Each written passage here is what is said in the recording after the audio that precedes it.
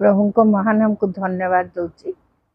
परमेश्वर आम को कितने सुंदर दिन देखौछन। मास मास पर मास बीती जाउची, आम को सुस्थ सबल रखिछंती। तांकर अनुग्रह जो बंचीचु से धन्यवाद धन्यवाद धन्यवाद दूची। आज आम मैंने गोटे वाक्य देखा, जो वाक्य अनेक थर आम मैंने हुए तो पढ़ीचु, बाइबल रू देखीचु, जानीचु, किंतु आज से वाक्य विषय किसी आलोचना करवा। आ से वाक्य देखा आम मैंने देखा जोहन लिखित सुसमाचार 23 पर्व 23 पदर आम मैंने देखा। जोहन लिखित सुसमाचार 13 पदर 21 आम देखा। ये गोटे सुंदर विषय आम देखा। लिखाई जीशु ये समस्त कथा कहला उत्तारे आत्मार उद्विग्न हेले और साक्ष्य दे कहले, सत्य सत्य मु तुम कहूँ, तुम मध्य जड़े मत शत्रु हस्त समर्पण कर। आश्चर्य प्रकार कथा। जीशु से शिष्य मान किसी दिन तले पाद धोई देते, किसी प्रेमर संदेश देते, से जल ढालिकी पाद धोईदेला उत्तारे। से केते सुंदर से गोटे आदर्श देखई गले जे मो परे मध्य तुमे माने एहीपरि करिवो, परस्पर को प्रेम करिवो। ए सब परे हठात जीशु गोटे कथा कहउचंती जे कोन, सत्य सत्य मु तुम कहूँ, तुम मान मध्यरु मते जड़े शत्रु हस्त समर्पण कर। शिष्य मान भितर आश्चर्य लगे। हठात जदि गोटे एमती कथा शुणे समस्त केमती लगे, बहुत भयंकर लगे ना एमती विषय शुणिले। पिला माने आज वाक्य हूँ धोखा बा विश्वासघातकता। विश्वासघातकता अनेक जीवन को छारखार कर दे, अनेक परिवार को छारखार कर दे, अनेक भीतर बंधुत्व कटि जाए, अनेक मंडली भीतर विभ्राट सृष्टि है। विश्वासघातकता बहुत बहुत बड़ विषय। आपाई परमेश्वर आम मान को कहते परस्पर को प्रेम कर। से क्रूस पर से ही कथा कही गले।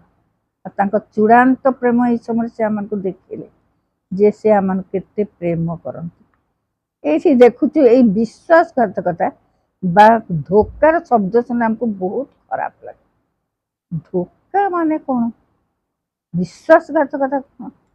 जड़े जनकर विश्वास को आघात कर विश्वासघातकता। जड़े विश्वास कर विश्वास को से धोखा दे चले। ये जगत अनेक व्यक्ति अच्छा जो मैंने विभिन्न क्षेत्र में धोखा खाई। से धोखा खाइबा पर से निज को शेष भी कर देते। आते जनकर मस्तिष्क खराब हो जाए, केते जन निज जीवन रे शांति पाई ना, निजर संतुलन हरई बसी। अनेक क्या जगत विश्वास कर परस्पर भीतर प्रेम लोप पाई जापरी क्षेत्र में बहुत भयंकर विषय सब घटी। आज आम देखुचे यहीपरि जनक विषय प्रभु कहते तुम मान भीतर जड़े मते धरईदेव, शत्रु हस्त समर्पण कर। एते सुंदर आरंभ है, केते सुंदर जीशु जल नहीं पिला मानकर सब शिष्य मान पाद धौत कले। कहले मुझे गुरु एपरी कर तुम्हें माने कि हठात गोटे यहपरी विषय आसी जाऊँगी जहाँकि शिष्य मान उद्विग्न कर दे। आश्चर्य किए धरब, किए सी समस्त पचरा पचरी निज निज भीतर होती से मुझे लिखा जीशु शिष्य मान जहाँ जीशु प्रेम करते से जीशु दक्षिण पाखे बस भोजन करते। अतएव सिमोन पीतर संकेत कर कहले से क्या संबंध कहते से प्रकार बसी था जीशु वक्ष तले आउज पड़ी पचारे प्रभु से किए। तेणु जीशु उत्तर देले जहाँ निमंत मुई रोटी खंडक बुड़ेबी और जहाँ को ताहा देवी से तहिरे से रोटी खंडक बुड़ाई ताहा घिनी इस्कारित्य सिमोनर पुत्र जिहुदा को दे। देखंतु प्रभु कहले मु जहाँ रोटीटे बुड़े आउ जहाँ को रोटी खंडिक देवी आउ सी से। किंतु ये देखुचु से समय से ज्ञान नाला, से बुझी पार ना कहीं ऊर्धर से पवित्र आत्मा अवतरण कर ऊर्धर से ज्ञान आसी नाला। ସେଥିପାଇଁ ସେମାନେ ସେ ବିଷୟ ବୁଝି ପାରିନଥିଲେ। ଆଉ ସେଇଠୁ ଯେତେବେଳେ ସେ ରୁଟି ଖଣ୍ଡକ ଦେଲେ, ସେ ରୁଟି ଖଣ୍ଡକ ପାଇଲା ଉତ୍ତରେ ଶୟତାନ ତା ମଧ୍ୟରେ ପ୍ରବେଶ କଲା। ଆଉ ସେଥିରେ ଯୀଶୁ ତାକୁ କହିଲେ, ଯାହା କରୁଅଛ ତାହା ଶୀଘ୍ର କର। ଆଶ୍ଚର୍ଯ୍ୟ କଥା ପିଲାମାନେ, ଅନେକ ସମୟରେ ଆମେ ଭାବୁ ପ୍ରଭୁ ଭୋଜ ଦେଲା ବେଳେ ଶୟତାନ କୁଆଡେ ଆସିଲା? ପ୍ରଭୁ ଭୋଜ ନେଲା ବେଳକୁ ସେ ଶୟତାନ କୋଉ ବାଟେ ସେ ଜିହୁଦାର ଭିତରେ ପ୍ରବେଶ କଲା, ଯିଏକି ଯୀଶୁଙ୍କର ଅତି ନିକଟରେ ଥିଲା, ଯିଏକି କେତେ ଥର ଯୀଶୁଙ୍କ ସହିତ ଚତୁର୍ଦିଗକୁ ଯାଇଛି, ରୋଗୀମାନଙ୍କୁ ଯୋଉ ଭୂତ ପ୍ରେତ ଯେତେବେଳେ ଯୀଶୁ ଛଡଉଥିଲେ ଅଧିକାର ସେମାନଙ୍କୁ ଦେଲେ, ମୋ ନାମରେ ତୁମେ ଏହା କରି ସେୟା କର, ସେ ନାମରେ ସେ କେତେ କାମ କରିଥିବ। ଆଉ ଏଇଠି ଆମେ ଦେଖୁଛୁ ସିଏ ଯୀଶୁ ମଧ୍ୟ ତାର ପାଦ ଧୋଇ ଦେଇଥିବେ। ଆଉ ହଠାତ୍ ଯୀଶୁ ଯେତେବେଳେ ତାକୁ ରୁଟି ଖଣ୍ଡିକ ଦଉଛନ୍ତି, ଆଉ ସେ ପ୍ରଭୁ ଭୋଜରେ ଶୟତାନ କେମିତି ତା ଭିତରେ ପଶିଲା? ଆମର ଏଇଟା ଗୋଟେ ବଡ କୋଶ୍ଚିନ୍ ଆସେ ଯେ ଶୟତାନ କେମିତି ପଶିବ? ଯୀଶୁ ଅଛନ୍ତି, ପୁଣି ରୁଟି ଯୀଶୁ ନିଜେ ଦଉଛନ୍ତି, ଆଉ ଶୟତାନ କେମିତି ତା ଭିତରେ ପଶିବ? ଏଠି ପିଲାମାନେ ଆମେ ଦେଖିବା ଯୋହନ 6:64 ଆମେ ଗୋଟେ ବିଷୟ ଦେଖିବା। କିନ୍ତୁ ତୁମମାନଙ୍କ ମଧ୍ୟରୁ କେହି କେହି ବିଶ୍ୱାସ କରୁନାହାନ୍ତି, କାରଣ କେଉଁମାନେ ବିଶ୍ୱାସ କରୁନଥିଲେ ଏବଂ କିଏ ତାହାଙ୍କୁ ଶତ୍ରୁତା ସମର୍ପଣ କରିବ ତାହା ଯୀଶୁ ଆଦ୍ୟରୁ ଜାଣିଥିଲେ। ଦେଖନ୍ତୁ, ଆଦ୍ୟରୁ ଜାଣିଛନ୍ତି, କାରଣ ସୃଷ୍ଟିକର୍ତ୍ତା ସମସ୍ତ ବିଷୟ ଆଦ୍ୟରୁ ଜାଣନ୍ତି। ସୃଷ୍ଟିର ପୂର୍ବରୁ ସେ ସବୁ ବିଷୟ ଜାଣନ୍ତି, କୋଉଠି କଣ ଘଟିବ କଣ ନାହିଁ। ଏଇ ଜାଗାରେ ସେ କହୁଛନ୍ତି ଆଦ୍ୟରୁ ସେ ସବୁ ଜାଣିଥିଲେ। ଯଦି ଆଦ୍ୟରୁ ଜାଣିଥିଲେ, ଆମ ଭିତରେ ଗୋଟେ କୋଶ୍ଚିନ୍ ଆସେ, ଯଦି ଆଦ୍ୟରୁ ଜାଣିଥିଲେ ତେବେ ସେ ସବୁ ବନ୍ଦ କାହିଁ କଲେନି? କଣ ପାଇଁ ସେ ସେତେବେଳେ ଜାଣିଥିଲେ ଯଦି ସେ ସେତେବେଳେ ଜିହୁଦାକୁ କାହିଁ ମନା କଲେନି? ସେ ତ ଗୋଟେ କଥା କହିଥିଲେ, ଜିହୁଦାର ମୁହଁ ବନ୍ଦ ହେଇଯାଇଥାନ୍ତା। କାହିଁକି ସେ କହିଲେନି? ସେ କାହିଁକି ନିଜକୁ ରକ୍ଷା କଲେନି? ଏଇ କୋଶ୍ଚିନ୍ ସେଇ ସମୟରେ ମଧ୍ୟ ପଡିଥିଲା। କେତେବେଳେ କହନ୍ତୁ, ଲୁକ 23:35-39 ଦେଖିବା। ଲୁକ 23 ଆମେ ଦେଖିବା ଏଇ କୋଶ୍ଚିନ୍ଟା ସେଇ ସମୟରେ ଅନେକଙ୍କ ମନରେ ଆସିଥିଲା। ଆରେ ନିଜକୁ ରକ୍ଷା କଲା, ଅନ୍ୟମାନଙ୍କୁ ରକ୍ଷା କଲା, ନିଜକୁ ରକ୍ଷା କରିପାରୁନି ରେ। ଅନେକ ସମୟରେ ଲୋକମାନେ ପରିହାସ କରନ୍ତି, ଆଉ ସେ ପରିହାସ ସମୟରେ ସେମାନେ ବିଦ୍ରୋପ କରି ତାଙ୍କୁ କହୁଛନ୍ତି। ଲୁକ ଆମେ 23:35-39 ଦେଖିବା। ପୁଣି ଲୋକମାନେ ଠିଆ ହୋଇଥିବା ଠିଆ ହୋଇ ଦେଖୁଥିଲେ, ଆଉ ଅଧ୍ୟକ୍ଷ ମାନେ ମଧ୍ୟ ତାଙ୍କୁ ବିଦ୍ରୂପ କରି କହିବାକୁ ଲାଗେ, ସେ ଅନ୍ୟମାନଙ୍କୁ ରକ୍ଷା କଲା, ସେ ଯଦି ଈଶ୍ୱରଙ୍କ ମନୋନୀତ ଖ୍ରୀଷ୍ଟ ତେବେ ନିଜକୁ ରକ୍ଷା କର। ଏହିପରି ଅନେକ ଲୋକ କଥା କହନ୍ତି। ପୁଣି ସୈନ୍ୟମାନେ ମଧ୍ୟ ଆସିକି ତାଙ୍କୁ ପରିହାସ କଲେ, ତୁ ଯଦି ଜିହୁଦୀମାନଙ୍କ ରାଜା ତାହେଲେ ନିଜକୁ ରକ୍ଷା କର। ପୁଣି ତାହାଙ୍କ ଉର୍ଦ୍ଧ୍ୱରେ ଏଇ ଲିପି ମଧ୍ୟ ଲେଖାଥିଲା, ଏ ଜିହୁଦୀମାନଙ୍କ ରାଜା ବୋଲି। ଆଉ କ୍ରୁଶରେ ଚଢା ଯାଉଥିବା ଦୁଷ୍କର୍ମକାରୀମାନଙ୍କ ମଧ୍ୟରୁ ଜଣେ ତାଙ୍କୁ ନିନ୍ଦା କରି କହିବାକୁ ଲାଗିଲା, ତୁ କଣ ଖ୍ରୀଷ୍ଟ ନୁହଁ? ନିଜକୁ ଆମମାନଙ୍କୁ ରକ୍ଷା କର। ଏଇଟା ଆମେ ଦେଖିଲୁ ବିଭିନ୍ନ ପ୍ରକାର କଥା ଲୋକମାନେ ତାଙ୍କୁ କହୁଛନ୍ତି ଯେ ତୁ ଯଦି ଖ୍ରୀଷ୍ଟ ତାହେଲେ ନିଜକୁ ରକ୍ଷା କର, ଆମକୁ ବି ରକ୍ଷା କର, ନିଜକୁ ବି ରକ୍ଷା କର। ଆଦ୍ୟରୁ ଜାଣିଥିଲେ ଈଶ୍ୱର କଣ ଘଟିବ ବୋଲି, ପୁଣି କାହିଁକି ନିଜକୁ ରକ୍ଷା କଲେନି? କାହିଁକି ଏମାନଙ୍କ କଥା ଶୁଣିଲେନି? ଯେ ଏମାନେ ବି କହୁଛନ୍ତି ତୁ ନିଜେ ଆମକୁ ରକ୍ଷା କର, ତୁ ବି ନିଜେ ରକ୍ଷା ପାଇଯା। ସେ ତ ଇଚ୍ଛା କଲେ ସବୁ କରିପାରିଥାନ୍ତେ, ସେ କାହିଁକି କଲେନି? କାରଣ ଗୋଟେ ବିଶେଷ ଉଦ୍ଦେଶ୍ୟ ପାଇଁ ସେ ଜଗତକୁ ଆସିଥିଲେ। ରୋମୀ 5:6-8 ଦେଖିବା। ରୋମୀ 5:6-8 ପଦ ଦେଖ। କାରଣ ଯେତେବେଳେ ଆମେମାନେ ନିରୁପାୟ ଥିଲୁ ସେତେବେଳେ ଖ୍ରୀଷ୍ଟ ଉପଯୁକ୍ତ ସମୟରେ ଅଧାର୍ମିକ ମାନଙ୍କ ନିମନ୍ତେ ମୃତ୍ୟୁ ଭୋଗ କଲେ। ଏଇଠି ଆମେ ଦେଖୁଛୁ 8 ପଦରେ, କିନ୍ତୁ ଆମ୍ଭେମାନେ ପାପୀ ଥିବା ସମୟରେ ସୁଦ୍ଧା ଖ୍ରୀଷ୍ଟ ଯେ ଆମମାନଙ୍କ ନିମନ୍ତେ ମୃତ୍ୟୁ ଭୋଗ କଲେ, ସେଥିରେ ଈଶ୍ୱର ଆମମାନଙ୍କ ପ୍ରତି ଆପଣା ପ୍ରେମ ସହ ପ୍ରମାଣ କରିଛନ୍ତି। ଅର୍ଥାତ୍ ଆମେ ଶତ୍ରୁ ଥିବା ସମୟରେ, ଅର୍ଥାତ୍ ଆମେ ନିରୁପାୟ ଥିବା ସମୟରେ ଖ୍ରୀଷ୍ଟ ଆମ ଭିତରକୁ ଆସିଲେ। ଖ୍ରୀଷ୍ଟ ଆମ ପାଖକୁ ଆସିଲେ କାହିଁକି ଆସିଲେ? ଆମମାନଙ୍କର ପାପ ପାଇଁ ନିଜକୁ ଦବା ପାଇଁ। ସେ ନିଜର ସୁରକ୍ଷା ପାଇଁ ଆସିନଥିଲେ, ସେ କିନ୍ତୁ ଚାହିଁଲେ ନିଜକୁ दबा आम मान निरुपाय थिबा अवस्था प्रभु जीशु आसिले आम निजକୁ देले। आमे जो पापरे पापी थिलु आमे जो दंड पाई थांतु सीए से दंड को निजे बहन कले। माने केते सुंदर अनुग्रह पाइछु पिला माने आज मन कर जदि आमे से दंड भोगी था कौन होता ये लोक मैंने हसुंट आ कहते निजक भी रक्षा करपानी आमको भी रक्षा करपानी किसी ना ये से किसी से इच्छा करते सब कर पारते कि कारण बाइबल कुछ लुक 19:10 जहाँ हजी अच्छी खोजी रक्षा करने को मनुष्य पुत्र जगत को आस आज जगत अनेक परित्राण प्राप्त होना अनेक अंधकार शक्तिर बंधन में बांधी यहीपरि लोक मान मुक्त कर प्रभु जीशु जगत को आसिले से बलिदान देवा निजक देवा सर्वस्व देवा से जगत को आसिले ताकि आमे माने परित्राण प्राप्त हो सुरक्षा प्राप्त हो से आसिले एत बड़े आम देखा मात्र किए धोखा देला किए सहित विश्वासघातकता कला।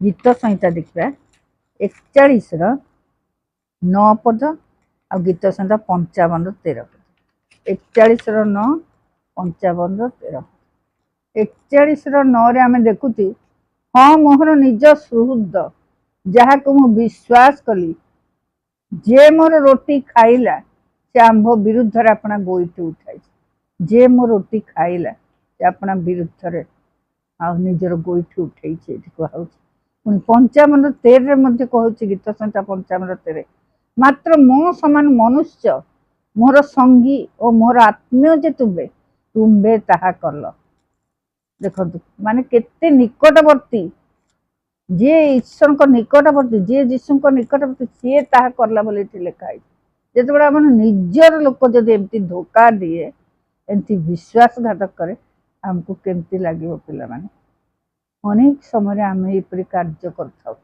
निज परमेश्वर को आम भूली जाइए से जो प्रतिज्ञा करी आम को जो सुंदर प्रेम कर प्रेम को आम अनेक समय पासरी जाऊ और धोखा दे था प्रभु आम एपट सेपट हो जाऊ आउ से समय आम भूली जाऊ जी मत एत दूर आणिले जी मत बाल्यकाल मातार उदर मनोनीत कर पृथीकृत कले जी मत बंचापी साहाय्य कले से अनुग्रह से सब भूली जाई अन्य आड़े विपथगामी आम हो जाऊ से समय आम गोटे प्रकार धोखा दो प्रभु ये देखुचु आउ से जिते से कहते किए अति प्रिय थिला बोले शिष्य मान भर भाड़े पड़गला आउ से कहते से मु सब पचारूँ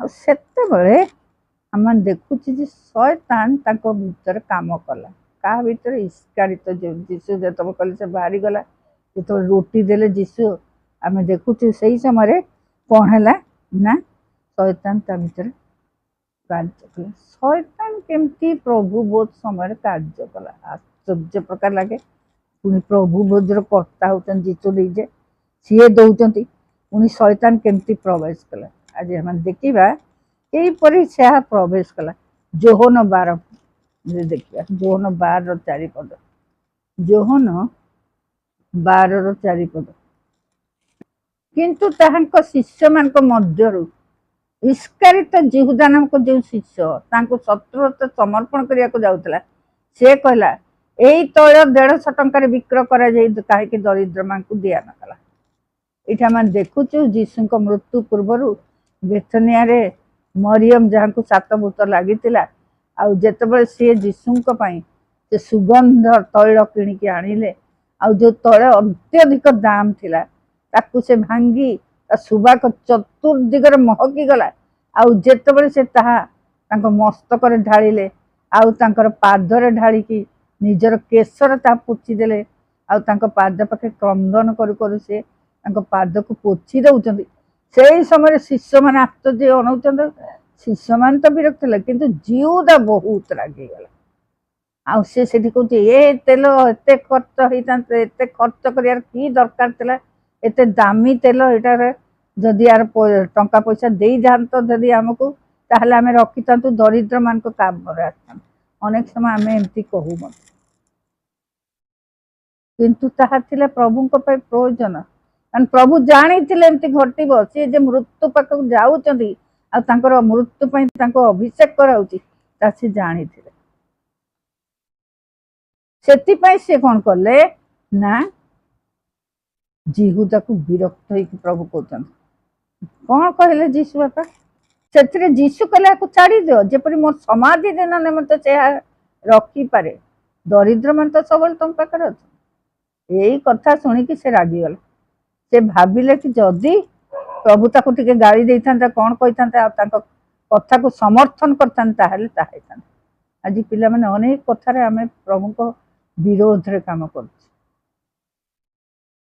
एठी से स्त्री लोक से जेतब कहउचंती किंतु प्रभु कहले ताकर ना सबुआडे जोठी सुसमाचार प्रचार हो ताकर ना से स्त्री लोक ना भी सबुआडे कहब ए सब शुणी कि से बहुत रागी गले जीहुदा आ जेतबे आम भीतर कौन तिक्त भाव कौन से राग हिंसा घृणा भाव आसी जाए से समय शैतान पर आम पथ खोली दो आ स्थान से धीरे किने प्रवेश करे आम हृदय आ से राग हिंसा जो शैतान जीहुदार भीतर प्रवेश कला किछि बुझी पारानी कौन होउची कौन नहीं आउ जाई कि से कौन कला मंत्रणा करिया को बसीगला आउ कौन करिया को चाहिला जे तांकु केमती से बिक्री करिदब सेथिपाई माथ्यू 26 14 15 16 रे हम देखिया माथ्यू 26 रे आम देखुचु तापर से रागी की जो गला सेतेबेले इस्कारित जीहुदा माथ्यू 26 और 14 15 16 सेतेबेले द्वादशक मध्य इस्कारित जीहुदा नाम को जन प्रधान याजक निकट को जाई कहला मते कौन देबे कहंतु मु तांको धराई देबी सेतरे समान ताकू 30 कोटी रोप मुद्रा तोली कर देले आ सेई समयटार से तांको धराई देबा निमते सुजोग अन्वेषण करिया पला देखंतु केते प्रिय शिष्य केते पाखरे तिला किंतु वर्तमान से विश्वासघातकता करिया जाउछ गोटे छोट राग गोटे छोट छोट कथार अनेक जुक्ति तर्क बा अनेक किछि विषय मान कुहा कुई है कि एते रागी जाऊ जे आमे भूली जाऊ जे आमे कुहा द्वारा मनोनीत होइछ को विषय पई मनोनीत होइछ अनेक समय आमे जीसु को दुख देबा संगे संगे पुणी आउथर तांको क्रूसरे चढ़ आमे भूली जाऊ जे से हमको तांको लहू द्वारा किनिछ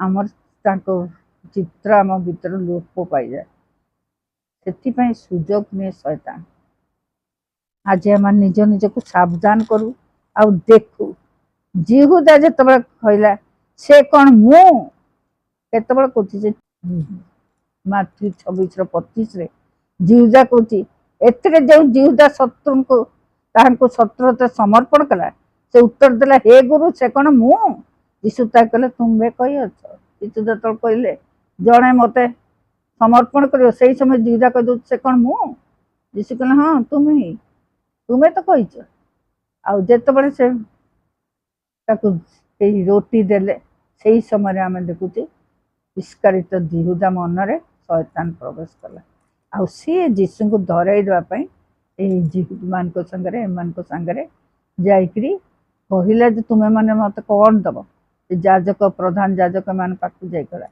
आउ से कहले 30 कोटी रोप मुद्रा आउ से नहीं कि से जीसु को धराई देवार प्रतिज्ञा कला किपर गोटे साइन देला चुंबन गोटे साइन देला मु जहां को चुंबन देवी तुम्हें जान से व्यक्ति देखो तो पिला माने की प्रकार चक्रांत की प्रकार धोकेबाज की प्रकार कौन आम अनेक समय प्रभु को विषय को सामान्य भाविकी अन्न पाखे विग्रह कर दे बदल कर दे था ईश्वर को अनेक समय आम भावु यहाँ सामान्य विषय किंतु प्रभु कहते जो माने एपरी करी थांती से इस्कारित जीहुदा पर कार्य से माने परिवार विनष्ट हो आम देखुचु शेष इस्कारित जीहुदार कौन दशा आज आमे माने केते थर प्रभु को यपरी धोखा देचु ता निजे निजे चिंता करू भावु आम बहुत पाप जीवन अच्छी जो गुड़ाक आम मैंने प्रभु पाख को न आसी निजे निजे सल्व करदे चाहूँ आज आम प्रार्थना करूँ जीशु लहू आम संपूर्ण रूप परिष्कार करे बोली आम देखुचे प्रथम जन 1:7 पदरे जे जीशु लहू द्वारा आम संपूर्ण रूपे पाप क्षमा आमर हो पार। देखु प्रथम जन 1:7 पद